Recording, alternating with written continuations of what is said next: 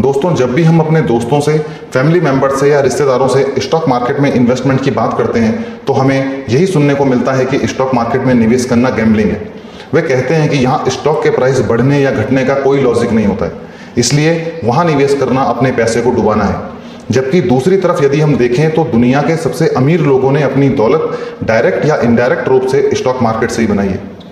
विश्व के सबसे महान निवेशक वॉरेन बफे ने अपनी दौलत स्टॉक मार्केट में डायरेक्ट इन्वेस्ट करके बनाई है। वहीं दूसरे अमीर लोगों जैसे बिल गेट्स, मार्क जुकरबर्ग आदि ने अपनी कंपनी को स्टॉक मार्केट में लिस्ट करके इनडायरेक्ट रूप से दौलत बनाई है। यदि हम भारत की बात करें तो राकेश झुनझुनवाला, विजय केडिया, राधाकृष्ण दमानी, रामदेव अग्रवाल, निमिष शाह, डॉली खन्ना और ऐसे ही अनेक इन्वेस्टर हैं जिन्होंने स्टॉक मार्केट से ही पैसा कमाया है। अब सवाल यह उठता है कि यदि स्टॉक मार्केट गैम्बलिंग है तो फिर इन सब ने पैसा कैसे कमाया, या फिर हम सिर्फ ये कहें कि ये उनकी किस्मत थी कि वे कैसा पैसा कमा पाए। लेकिन हमें यह बात नहीं भूलनी चाहिए कि लक एक बार साथ देता है, बार बार नहीं। और इन सब ने स्टॉक मार्केट से लंबे समय तक पैसा कमाया है। आखिर वह क्या स्टोरी है जो एक तरफ तो लोग पैसे कमा रहे हैं और दूसरी तरफ लोग इसे गैम्बलिंग कहते हैं। इसी को समझने के लिए आज जिस बुक को हम डिस्कस करने वाले हैं उस बुक का नाम है how to avoid loss and earn consistently in the stock market. दोस्तों, इस बुक के ऑथर हैं प्रसेनजीत पॉल, जिन्होंने मात्र 24 साल की उम्र में इस बेहतरीन बुक को लिखा है। यह बुक हमें सिखाती है कि स्टॉक मार्केट में पैसा कमाने से ज़्यादा जरूरी है अपने पैसे को बचाना। यह बुक हमें बताती है कि किस प्रकार हम अपने पैसे को स्टॉक मार्केट में सुरक्षित रखकर अच्छा रिटर्न जनरेट कर सकते हैं। दोस्तों, आपको 80% रिटेल इन्वेस्टर ऐसे मिलेंगे जिन्होंने अपनी मेहनत से कमाई हुई दौलत को स्टॉक मार्केट में गंवा दिया।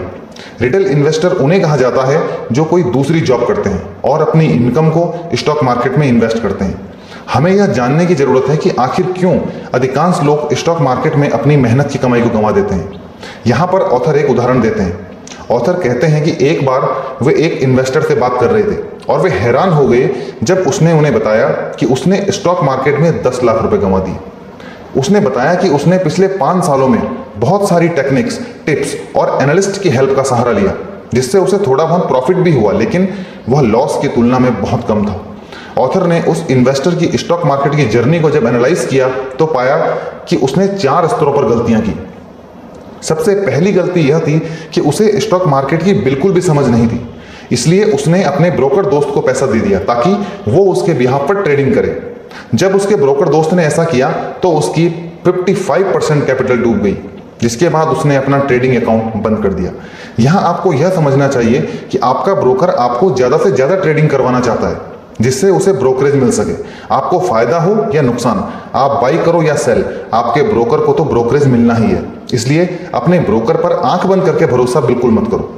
दूसरी गलती उसने यह की कि उसने 6 महीने बाद फिर से जब स्टॉक मार्केट में एंट्री की तो business news channels, business newspapers, online sites आदि के द्वारा दी गई टिप्स पर भरोसा किया और बिना कुछ सोचे समझे इंट्राडे ट्रेडिंग में टिप्स के आधार पर शेयर खरीदने शुरू कर दिए। इसका नतीजा यह हुआ कि कुछ फायदे और कुछ नुकसान होने के बाद आखिर में उसका सारा पैसा डूब गया। दोस्तों, बहुत से लोग सिर्फ अपने दोस्तों, रिश्तेदारों, टीवी चैनल्स के द्वारा बताए गए स्टॉक्स में बिना स्टडी किए इंट्राडे ट्रेडिंग शुरू कर देते हैं, जो बहुत खतरनाक है। इंट्राडे ट्रेडिंग के लिए आपके पास मार्केट की रिसर्च का एक्सपीरियंस होना जरूरी है। तीसरी गलती उसने ये की कि 2 बार जब वह धोखा खा चुका था तो उसे अब उस एक स्कीम के बारे में पता चला, जो थी लोन अगेंस्ट शेयर, जिसमें वह शेयर्स के आधार पर अपनी नेटवर्थ का लगभग 80% तक लोन ले सकता था। उसने सोचा कि स्टॉक मार्केट से उसे 20% एनुअल रिटर्न मिल जाएगा, जबकि बैंक को उसे 12% ब्याज चुकाना पड़ेगा। इसलिए उसने अपनी पूरी इन्वेस्टमेंट को गिरवी रखकर उसके अगेंस्ट लोन ले लिया। कुछ समय तक तो सब अच्छा चलता रहा, लेकिन फिर अचानक मार्केट ने यू टर्न ले लिया और 10 दिनों के अंदर ही उसका पोर्टफोलियो 20% तक कम हो गया। इस प्रकार बैंक को गिरवी रखी उसकी इन्वेस्टमेंट भी 20% कम हो गई, जिसे पूरा करना उसके लिए जरूरी था। इस प्रकार बैंक के प्रेशर में आकर उसने अपनी सारी इन्वेस्टमेंट बेच दी। पिछले 2 सालों में उसने जितना पैसा जमा किया था उसका 25% भाग उसने कमा दिया। यदि वह लोन अगेंस्ट शेयर की स्कीम में नहीं पड़ता तो उसे यह नुकसान नहीं होता। एक बात हमेशा इन्वेस्टर्स को ध्यान में रखनी चाहिए और वो ये है कि कभी भी लोन लेकर स्टॉक मार्केट में पैसा नहीं लगाना चाहिए। चौथी गलती उसने जो की थी वो ये थी कि 3 बार फेल होने के बाद अब उसने सोचा कि अब वह प्रोफेशनल स्टॉक टिप्स प्रोवाइडर की हेल्प लेगा। उसने इंटरनेट पर सर्च किया तो वहां उसे बहुत से पेड टिप्स प्रोवाइडर्स मिले। उनमें से एक ने उसे बताया कि बढ़ती हुई मार्केट में तो पैसा बनता ही है, लेकिन गिरती हुई मार्केट में भी वह फ्यूचर और ऑप्शंस के जरिए पैसा बना सकता है। इस प्रकार पहली टिप्स के बाद तो उसने 15 दिनों के अंदर 50% तक का रिटर्न जनरेट कर लिया, लेकिन दूसरी टिप्स के बाद अगले 20 दिनों में उसने अपनी 90% कैपिटल कमा दी। आपको यह हमेशा से ध्यान में रखना है कि इंट्राडे, फ्यूचर और ऑप्शंस के लिए बहुत एडवांस लेवल की रिसर्च की जरूरत होती है। बिना रिसर्च के इनका प्रयोग करना गैम्बलिंग है, इसलिए एक बिगिनर इन्वेस्टर को इससे दूर ही रहना चाहिए। इस प्रकार आप देख सकते हैं कि उसने कितनी गलतियां की। इससे आप सीख सकते हैं कि बिना जानकारी के आप जब कोई कार्य करते हैं तो वह एक गैम्बलिंग की तरह है। स्टॉक मार्केट से लगातार पैसा बनाने के लिए सिर्फ एक ही रास्ता है, और वो है कि आप एक अच्छे बिजनेस में निवेश करो और उसे उचित समय तक होल्ड करके रखो। आप जितने भी बड़े बड़े निवेशकों को देखोगे तो पाओगे कि उन्होंने क्वालिटी स्टॉक्स में निवेश किया है और वे लंबे समय तक उस स्टॉक्स में इन्वेस्टेड रहे। महान निवेशक वॉरेन बफे ने अपनी इनकम 22% एनुअल रिटर्न के हिसाब से 50 सालों में बनाई है, जबकि फ्री और पेड टिप्स देने वाले एक्सपर्ट्स आपको 50% से भी ज्यादा मंथली रिटर्न देने का वादा करते हैं। अब आप ही सोचिए कि क्या यह पॉसिबल है। नेक्स्ट पॉइंट है, stock market is not risky at all. लोग कहते हैं कि स्टॉक मार्केट में पैसा लगाना रिस्की है, लेकिन ऑथर कहते हैं कि यदि आपको पैसा बैंक में भी जमा करना है तो वहां पर भी रिस्क है, क्योंकि बैंक फिक्स डिपॉजिट आदि पर आपको 7 से 8% तक रिटर्न दे रहा है, तो महंगाई दर भी लगातार उसी रफ्तार से बढ़ रही है। इस प्रकार आपका पैसा महंगाई दर को पीछे नहीं छोड़ सकता। ऑथर कहते हैं कि इसकी बजाय यदि आप स्टॉक मार्केट में निवेश नहीं करते हैं तो ये जरूर रिस्की है, क्योंकि यही वह जगह है जो आपको सबसे बेहतर रिजल्ट जनरेट करके दे सकती है। इसके अलावा स्टॉक मार्केट में जो सबसे बड़ा रिस्क है, नॉलेज का न होना। यह उसी प्रकार है जैसे यदि आपको ड्राइविंग नहीं आती है और आप गाड़ी चलाने रोड पर निकल जाएं, इसका नतीजा क्या होगा? सिर्फ एक्सीडेंट, जो कि जानलेवा भी हो सकता है। इसी प्रकार शेयर मार्केट में निवेश करने से पहले मार्केट की नॉलेज प्राप्त करना अत्यंत आवश्यक है। एक रिस्क यह है कि अधिकांश लोग यहाँ रातों रात अमीर बनने के लिए आते हैं। उनको लगता है कि मार्केट हमें जितनी जल्दी अमीर बना सकता है उतना अच्छा है। इन्वेस्टर इस बात को नहीं समझते कि बैंक उन्हें फिक्स डिपॉजिट पर 7 से 8% इंटरेस्ट दे रहा है, जिसमें वे खुश हैं, लेकिन वे स्टॉक मार्केट में 25% रिटर्न से खुश नहीं है। ऑथर कहते हैं कि करोड़पति बनने के लिए ज्यादा रिटर्न पाना आवश्यक नहीं है, बल्कि क्वालिटी स्टॉक्स के साथ लॉन्ग टर्म तक बने रहने से मात्र 20 से 30% रिटर्न के साथ ही आप अपना लक्ष्य पा सकते हो। जैसा कि ऑथर ने बताया कि वॉरेन बफे ने अपनी दौलत 50 सालों में मात्र 22% एनुअल रिटर्न जनरेट करके पाई है। नेक्स्ट पॉइंट है, investment in knowledge page the best interest. Stock market में सफल न होने का सबसे बड़ा कारण है नॉलेज की कमी। इस बात का हमें ध्यान रखना चाहिए कि जब तक हम किसी भी क्षेत्र के विषय में नॉलेज इकट्ठा नहीं करेंगे तब तक हमें नुकसान होता रहेगा। इसलिए इन्वेस्टर्स को शेयरों में निवेश करने से पहले अपनी नॉलेज पर इन्वेस्ट करना जरूरी है। नॉलेज पर की हुई इन्वेस्टमेंट से स्टॉक मार्केट से आप लगातार अच्छा रिटर्न जनरेट कर सकते हो। अब तक हमने बात की कि किस प्रकार स्टॉक मार्केट में नुकसान होने से बचें। अब नेक्स्ट पॉइंट आता है कि इन्वेस्टमेंट की शुरुआत कहां से करें। First step of picking winning stocks. Stocks choose करते समय सबसे पहला पॉइंट जो आपको ध्यान में रखना है वो है where to start. Indian stock market में 5000 से भी ज्यादा कंपनियां लिस्टेड है। ऐसे में बिना सोचे समझे किसी भी कंपनी में इन्वेस्ट करना सही नहीं है। इन्वेस्ट करने से पहले आपको कंपनी के कुछ बातों का ध्यान रखना जरूरी है, जैसे एक रिटर्न ऑन इक्विटी। इसके द्वारा हमें यह पता चलता है कि प्रमोटर्स शेयर होल्डर्स के पैसों को किस प्रकार यूटिलाइज कर रहे हैं, क्या वे इस पर अपने और अपने शेयर होल्डर्स के लिए वैल्यू क्रिएट कर पा रहे हैं या नहीं।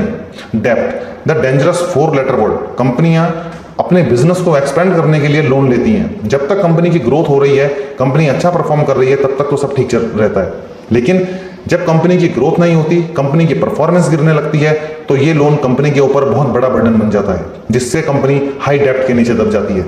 ऑथर कहते हैं कि आपको हाई डेप्ट वाली कंपनियों से दूर रहने की जरूरत है। अधिकांश ऐसी कंपनियां अपने शेयर होल्डर्स के लिए अच्छा रिटर्न जनरेट नहीं कर पाती हैं। स्टॉक चूज करते समय दूसरा पॉइंट जो आपको ध्यान में रखना है वो है मैनेजमेंट को इवेल्युएट करना। किसी भी कंपनी की ग्रोथ के लिए एक अच्छे मैनेजमेंट का होना बहुत आवश्यक है। एक अच्छा मैनेजमेंट एक पुअर बिजनेस को भी गुड बिजनेस में कन्वर्ट कर सकता है, जबकि एक बुरा मैनेजमेंट एक गुड बिजनेस को भी पुअर बिजनेस में कन्वर्ट कर सकता है। मैनेजमेंट की क्वालिटी के लिए सबसे पहली चीज जो आपको देखनी है वो है शेयर होल्डिंग पैटर्न। आपको देखना है कि उस कंपनी की शेयर होल्डिंग में प्रमोटर्स की होल्डिंग कितने परसेंट है। जितनी ज्यादा प्रमोटर्स की शेयर होल्डिंग होगी उतना ही प्रमोटर्स बिजनेस को लेकर पॉजिटिव होंगे। यदि प्रमोटर्स लगातार अपनी होल्डिंग्स को बढ़ा रहे हैं तो ये एक अच्छा संकेत है। दूसरी चीज जो आपको देखनी है वो है dividend history and tax rate. कंपनियां उसे होने वाले प्रॉफिट में से शेयर होल्डर्स को डिविडेंड के रूप में कुछ भाग शेयर करती हैं। आपको यह देखना है कि कंपनी का डिविडेंड रिकॉर्ड क्या है, क्या वह अपने शेयर होल्डर्स को डिविडेंड इशू करती है या नहीं। तीसरी चीज जो आपको मैनेजमेंट इवैल्यूएशन में देखनी है वो है रिटर्न ऑन इक्विटी। कंपनियां अपने शेयर होल्डर्स के पैसों पर कितना रिटर्न, कितनी वैल्यू जनरेट कर पा रही हैं, ये हमें रिटर्न ऑन इक्विटी देखने के बाद ही पता चलता है। इसलिए यदि कंपनी अच्छा रिटर्न ऑन इक्विटी जनरेट कर रही है तो यह एक अच्छे मैनेजमेंट का संकेत है। बहुत से इन्वेस्टर्स को यह गलतफहमी रहती है कि low priced stocks are cheap and high priced stocks are expensive. Investors का यह सोचना बिल्कुल गलत है कि जिसकी कीमत कम है वो शेयर सस्ता है और जिसकी कीमत ज्यादा है वो महंगा है। एक 2 रुपए का शेयर भी 2000 रुपए के शेयर से महंगा हो सकता है और स्टॉक प्राइस सिर्फ एक नंबर है और कुछ नहीं। 2000 रुपए के शेयर के बहुत चांसेस हैं कि वो वहां से बहुत अच्छा रिटर्न जनरेट करके दे दे, लेकिन 2 रुपए के शेयर के बहुत चांसेस हैं कि वो आपका पैसा डुबो दे। सब कुछ कंपनी की वैल्यूएशन पर डिपेंड करता है। इसलिए सिर्फ ये सोचकर कि कम दाम में मिल रहा है आपको शेयर नहीं लेना है, उसकी पूरी स्टडी करनी है, जैसे उसका future prospects, business model, management, quality, sales growth, profit growth और भी अन्य चीजों को चेक करने के बाद आपको शेयर खरीदना है। When to buy and when to sell, best time to buy. Share market में किसी भी शेयर को बाई करने का कोई भी अच्छा समय निर्धारित नहीं है। आप किसी भी शेयर में किसी भी समय एंट्री ले सकते हैं। यह सोचना कि यह शेयर ऑलरेडी इतना रिटर्न दे चुका है तो अब इसमें एंट्री लेने का कोई फायदा नहीं है, ऐसा सोचना गलत है। या फिर यह सोचना कि यह शेयर इतना सस्ता मिल रहा है तो यह हमें बहुत मल्टीबैगर रिटर्न जनरेट करके देगा, ऐसा सोचना भी गलत है। आपको एक बात ध्यान में रखनी है कि आप शेयर में पैसा नहीं लगा रहे हैं, आप बिजनेस में पैसा लगा रहे हैं। यदि बिजनेस अच्छा है, जिसकी भविष्य में डिमांड है, मैनेजमेंट अच्छा है, कंपनी की प्लानिंग अच्छी है, कंपनी लगातार ग्रोथ कर रही है, कंपनी के प्रोडक्ट्स पिछले कई सालों से लगातार अपनी पॉपुलैरिटी को बढ़ा रहे हैं, तो फिर वो शेयर चाहे कितना भी महंगा क्यों ना हो, उसमें एंट्री का अभी सही समय है। अब बात आती है when to sell stock. Stock को सेल करने के लिए सबसे पहला पॉइंट जो आपको ध्यान में रखना वो है बेटर अपॉर्चुनिटीज अवेलेबल। यदि आपको लगता है कि आपको स्टॉक अच्छे रिटर्न्स नहीं दे पा रहा है और आपके पास दूसरे बेटर ऑप्शंस हैं जो आपको इससे अच्छा रिटर्न दे सकते हैं, तो आप सिर्फ इसलिए उस स्टॉक को पकड़कर मत बैठिए कि पिछले काफी समय से वो स्टॉक आपके पास है। आप उससे निकलकर दूसरे ऑप्शंस की ओर जा सकते हैं। दूसरा पॉइंट है वैल्यूएशन इज ओवर स्ट्रेस्ड। यह आवश्यक नहीं है कि आपने कुछ सालों पहले जिस कंपनी को सस्ते वैल्यूएशन पर खरीदा था आज भी उसके वैल्यूएशंस वैसे ही हैं। यदि आज उसके वैल्यूएशंस अच्छे नहीं हैं तो फिर आपको उस स्टॉक से निकलना ही बेहतर है। तीसरा है चेंज इन फंडामेंटल्स। यदि कंपनी फंडामेंटली वीक दिखाई दे रही है, कंपनी की परफॉर्मेंस लगातार गिर रही है, तो आपको वहां से निकलना ही बेहतर है।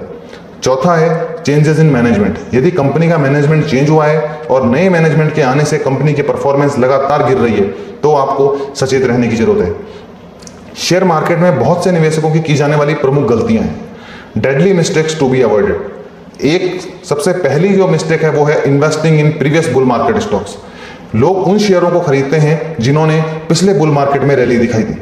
दूसरा है होल्डिंग लूजर्स टू लॉन्ग। जब उनका कोई शेयर 50% या उससे भी ज्यादा गिर जाता है तो भी वे उसी से होल्ड करके रखते हैं कि सिर्फ इस उम्मीद में होल्ड करके रखते हैं कि ये अपने फिर पुराने हाई पर जाएगा। तीसरा है सेलिंग विनर्स टू अर्ली। वे अच्छे शेयर्स में निवेश करते हैं लेकिन जैसे ही उन्हें कुछ मामूली फायदा होता है तो वे यह सोचकर उसे बेच देते हैं कि यदि वहां से शेयर नीचे चला गया तो उन्हें नुकसान हो जाएगा और उनके बेचने के बाद शेयर बहुत अच्छा रिटर्न देता है।